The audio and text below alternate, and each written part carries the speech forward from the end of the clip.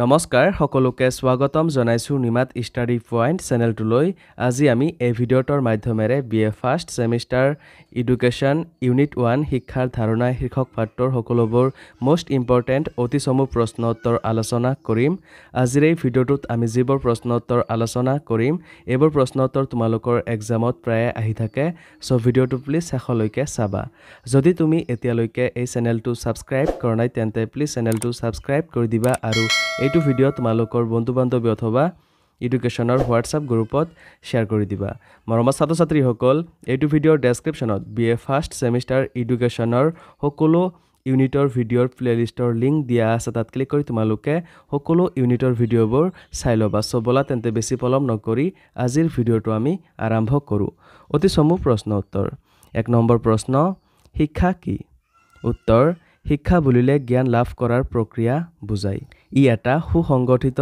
ধৰণৰ প্ৰক্ৰিয়া যাৰ দ্বাৰা শিশুৰ দেহ মন আৰু আচৰণৰ সঠিক বিকাশ ঘটাই তেওঁক সুসামঞ্জস্যপূৰ্ণভাৱে আগবঢ়াই নিয়ে 2 নম্বৰ প্ৰশ্ন শিক্ষাক ত্ৰিপাক্ষিক প্ৰক্ৰিয়া বুলি কোনে অভিহিত কৰিছিল উত্তৰ শিক্ষাক ত্ৰিপাক্ষিক প্ৰক্ৰিয়া বুলি জন ডিউইয়ে অভিহিত কৰিছিল 3 নম্বৰ প্ৰশ্ন শিক্ষা হল উপযুক্ত সময়ত সুখ দুখ অনুভৱ কৰিব পৰা ক্ষমতা ই ছাত্ৰৰ দেহ আৰু আত্মাৰ সকলো সৌন্দৰ্যৰ বিকাশ আৰু সম্ভাৱ্যপূৰ্ণতা আনি দিয়ে কথাষাৰ কোনে কৈছিল উত্তৰ গ্ৰীক দাৰ্শনিক প্লেটোৱে কৈছিল মৰমৰ ছাত্ৰ-ছাত্ৰীসকল ভিডিওটো আগবঢ়োৱাৰ আগতে এটা সুখবৰ তোমালোকৰ বাবে আমি অতি কম মূল্যত মাত্ৰ 49 টকাত BA first semester education complete question answer guide প্ৰস্তুত কৰিছো য'ত প্ৰতিটো ইউনিটৰ A to Z প্ৰশ্ন উত্তৰসমূহ বিশদভাৱে আলোচনা কৰা হৈছে যিবোৰ প্ৰশ্ন উত্তৰ পঢ়িলে তোমালোকৰ পৰীক্ষাত 100% কমন পৰাটো নিশ্চিত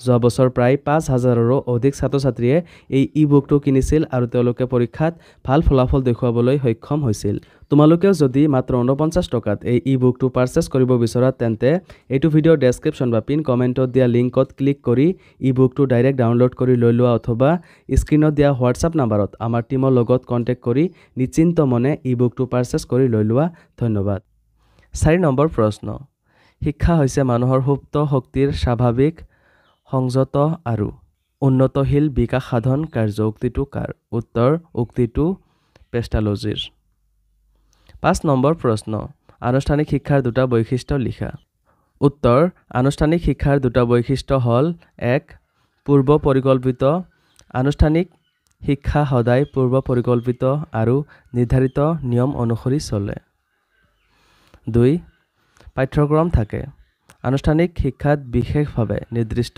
পাঠ্যক্ৰম থকা দেখা যায় 6 নম্বৰ প্ৰশ্ন শিক্ষা হৈছে এক জীৱনজোৰা প্ৰক্ৰিয়া যাৰ যোগেদি অভিজ্ঞতাৰ পুনৰ নিৰ্মাণ কৰিব পৰা যায় সংজ্ঞাটো কোনে আগবঢ়াইছিল উত্তৰ জন ডিউইয়ে 7 নম্বৰ প্ৰশ্ন মানুহৰ অন্তৰ্নিহিত পূৰ্ণতাৰ বাহ্যিক বিকাশে হল শিক্ষা কথাষাৰ কোনে কৈছিল উত্তৰ কথাষাৰ স্বামী বিবেকানন্দই কৈছিল 8 নম্বৰ প্ৰশ্ন শিশুৱে নিজৰ সম্ভৱপৰ উৎকৃষ্ট সামৰ্থৰে মানৱ জীৱনলৈ এক অভিনৱ অৱদান আগবঢ়াবৰ বাবে তেওঁৰ স্বকীয়তাৰ সম্পূৰ্ণ বিকাশ সাধনে হল শিক্ষা কথাষাৰ কোনে কৈছিল উত্তৰ ইংৰাজ শিক্ষাবিদ ছাৰ পাৰ্চিনানে কৈছিল 9 নম্বৰ প্ৰশ্ন শিক্ষাৰ গণতান্ত্ৰিক লক্ষ্য বুলিলে কি বুজা উত্তৰ গণতন্ত্ৰৰ ইংৰাজী শব্দ হল ডেমক্ৰেসি যাৰ অৰ্থ জনসাধাৰণৰ হাতত ক্ষমতা বা ৰাইজৰ শাসন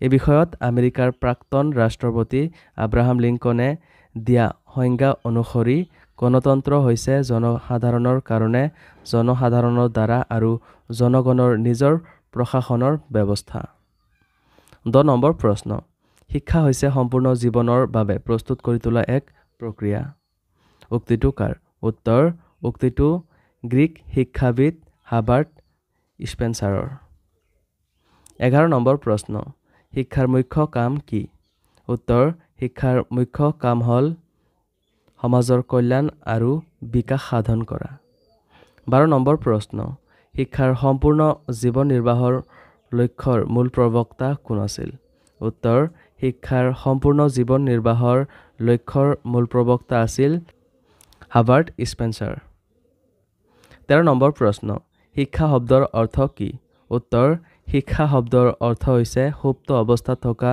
মানুহৰ জন্মগত জ্ঞান শক্তি আৰু গুণবোৰক প্ৰকৃত নেতৃত্বৰ জৰিয়তে সমাজত খাপ খুৱাই লোৱাৰ উদ্দেশ্যে বাহিৰ কৰি প্ৰকাশ কৰা। 14 নম্বৰ প্ৰশ্ন, জ্ঞানৰ প্ৰয়োগ কৌশল আয়ত্ত কৰাই শিক্ষা। কথাষাৰ কোনে কৈছিল?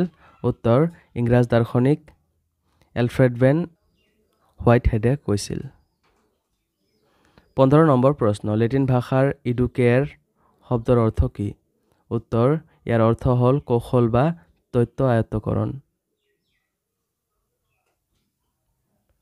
16 নম্বৰ প্ৰশ্ন, শিক্ষাৰ কাৰ্যাৱলী সন্দৰ্ভত জন ডিউৰ মতামত ব্যক্ত কৰা।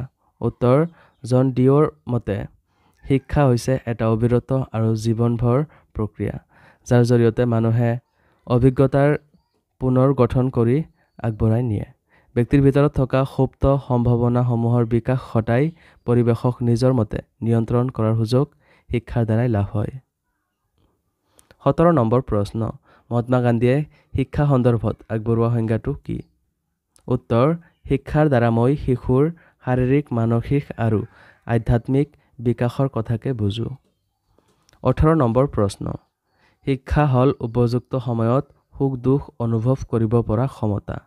ই ছাত্ৰৰ দেহ আৰু আত্মাৰ সকলো সৌন্দৰ্যৰ বিকাশ আৰু সাম্ভাৱ্যপূৰ্ণতা আনি দিয়ে। কোনে কৈছিল? কথাষাৰ উত্তৰ, গ্ৰীক দাৰ্শনিক প্লেটোৱে কৈছিল। 19 নম্বৰ প্ৰশ্ন, শিক্ষাৰ প্ৰধান লক্ষ্য দুটা কি কি? উত্তৰ, শিক্ষাৰ প্ৰধান লক্ষ্য দুটা হ'ল ক ব্যক্তিতান্ত্ৰিক লক্ষ্য আৰু খ সমাজতান্ত্ৰিক লক্ষ্য। 20 নম্বৰ প্ৰশ্ন, লেটিন ভাষাৰ ই আৰু ডুক শব্দৰ অৰ্থ কি? উত্তৰ, ই মানে হ'ল আউট অফ বা বাহিৰ কৰা আৰু ডুক মানে হ'ল আই লিড বা নেতৃত্ব প্ৰদান কৰা। 21 নম্বৰ প্ৰশ্ন, শিক্ষা মানে প্ৰজ্ঞাৰ প্ৰশিক্ষণ, অন্তৰৰ পৰিশুদ্ধতা আৰু আত্মাৰ সংযম। কথাষাৰ কোনে কৈছিল?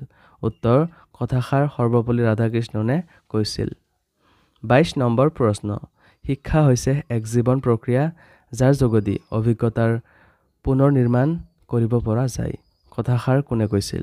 উত্তৰ, আমেৰিকাৰ শিক্ষাবিদ জন ডিউইয়ে কৈছিল। 23 নম্বৰ প্ৰশ্ন, আত্মোপলব্ধিৰ জৰিয়তে মানৱ সেৱাৰ বাবে ব্যক্তিক উপযুক্ত কৰাটোৱে হ'ল শিক্ষাৰ কাম। কথাষাৰ কোনে কৈছিল? উত্তৰ, গুৰু নানকে কৈছিল। 24 নম্বৰ প্ৰশ্ন, শিক্ষা শব্দটোৰ ইংৰাজী প্ৰতিশব্দ এডুকেশ্যন শব্দটো মূলতঃ কোন ভাষাৰ পৰা উৎপত্তি হৈছিল? উত্তৰ, লেটিন ভাষাৰ পৰা। মৰমৰ ছাত্ৰ ছাত্ৰীসকল, আজিলৈ এইখিনিয়ে। তোমালোকক যদি আৰু অধিক প্ৰশ্ন উত্তৰ লাগে অথবা এতিয়ালৈকে মাত্ৰ 49 টকাত BA first semester education complete question answer গাইডটো পাৰচেছ কৰা নাই, তেন্তে এইটো ভিডিঅ'ৰ ডেছক্ৰিপশ্যন বা পিন কমেণ্টত দিয়া লিংকত ক্লিক কৰি ই বুকটো ডাইৰেক্ট ডাউনলোড কৰি লৈ লোৱা অথবা স্ক্ৰীণত দিয়া হোৱাটছআপ নাম্বাৰত আমাৰ টীমৰ লগত কণ্টেক্ট কৰি নিশ্চিন্ত মনে ই বুকটো পাৰচেছ কৰি লৈ লোৱা। ধন্যবাদ।